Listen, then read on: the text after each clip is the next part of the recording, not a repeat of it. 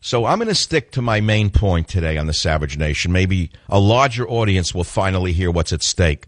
The soul of America is being fought over right now.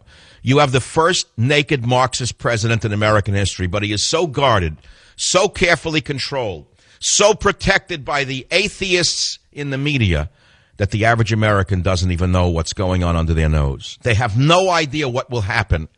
What will happen? The whirlwind will happen. So I'm going to go back now to where I was last night and visiting that grave next to the cemetery at this wedding. Now, remember, I went for a wedding, young people getting married. What could be more beautiful than that? But being who I am, I see something else, the tombstone to the dead. Right 10 feet from the huppah, that's the wedding ceremony area underneath a little canopy where the rabbi performs the marriage. And it's a stone, a heavy, deep granite stone, not a headstone, and a little plaque, and it says, to those who died on D-Day. I was stunned, so I grabbed the first rabbi I could see. I said, Rabbi, come here. Do you know that if it wasn't for these men who died and are laying there in the cemetery over there, you wouldn't be here today? You wouldn't be here today. You'd be a lampshade. You wouldn't be here. Well, he didn't speak. He took my hand, and both hands, and he started to dance with me, as the Orthodox religious Hasidic Jews will do, around the stone. And before long, there was a large circle of men dancing.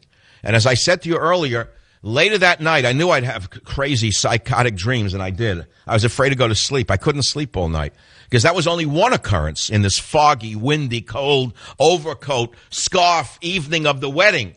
I was the only one who showed up with the overcoat looking like somebody out of the 1930s movie. I knew I needed an overcoat and a scarf. I mean, it may be summer where you are. It was cold. The Mark Twain line, I never spent a colder winter than a summer in San Francisco, which I love. So thank God I had the coat on. And more things occurred than you could imagine. And that night, the Chagall dream of hundreds of souls from the graves flying in colorful form over the headstone, released finally from the graves to go to heaven. I couldn't believe it. It was in a dream. But I had another dream that I have to tell you about. I don't do this very often, so forgive me for not playing Charles Schumer's speech and just, making a mockery of him. Anyone could do that. It's already boring.